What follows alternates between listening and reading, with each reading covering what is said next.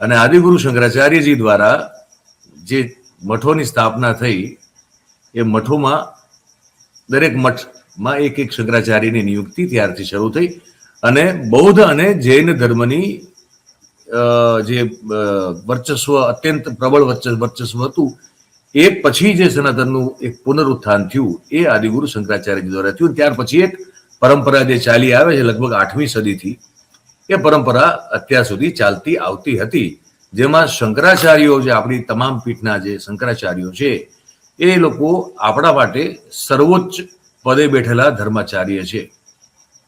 હવે પ્રયાગરાજમાં જે સ્થિતિ આપણે ઊભી થયેલી જોઈ એ સ્થિતિમાં આપણે જોયું કે જ્યોતિષ પીઠના શંકરાચાર્ય શ્રી સ્વામી અવિમુક્તેશ્વરાનંદજી ની સાથે જે વર્તન થયું ને જે વ્યવહાર થયો છે એ આપણે સૌએ જોયું છે.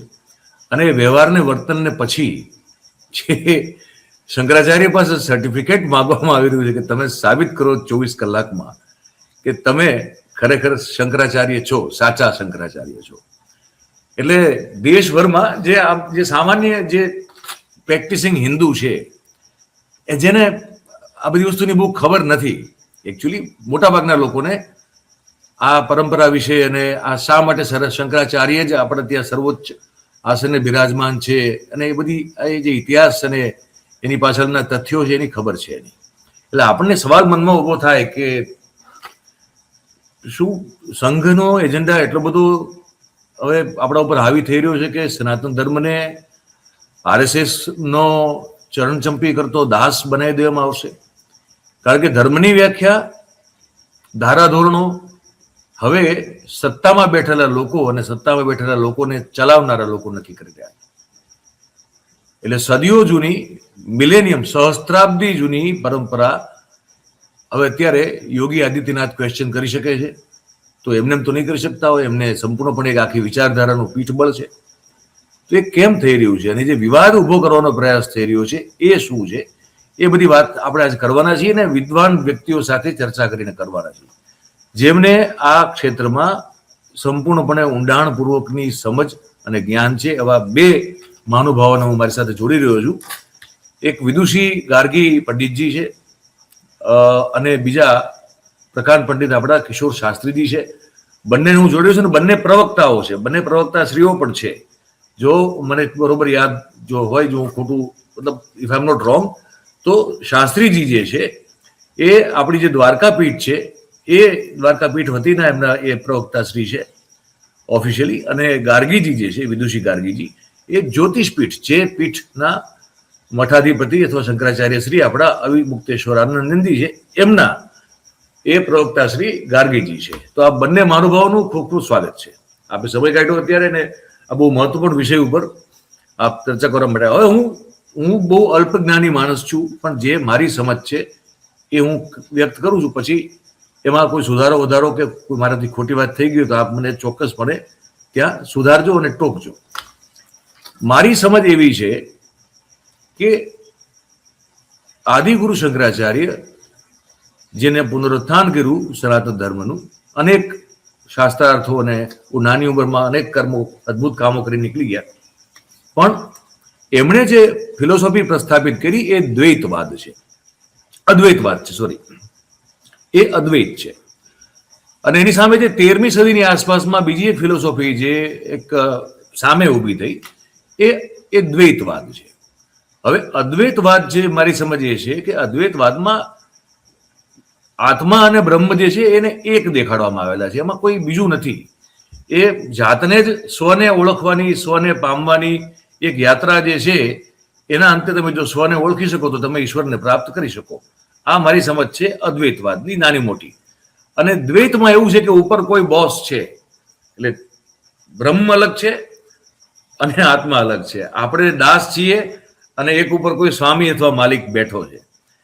એટલે અત્યારની જે સરકાર છે ને એ મને એ બેઝિકલી દ્વૈતવાદની દ્યોતક લાગે છે. કારણ કે બેઝિકલી આ લોકોને એવું છે કે માલિક અમે છીએ અને તમે નોકર છો, અમે સ્વામી છીએ અને તમે દાસ છો.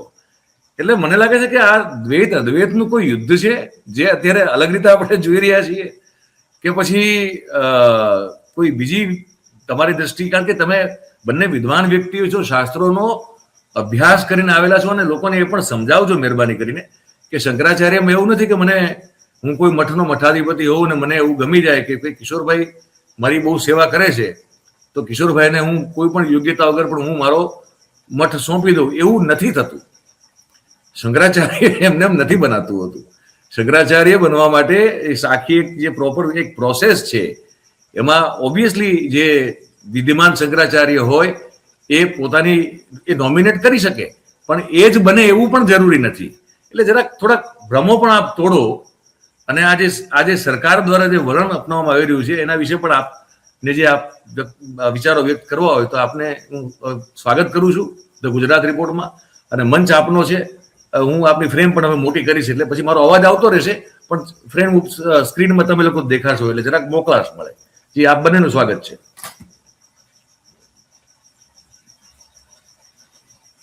તો અદ્વૈતમાં જે મેં વાત કરી છે એ હું બરોબર થોડું ઘણું સમજુ છું કે એમાં કઈ ભૂલ છે મારી?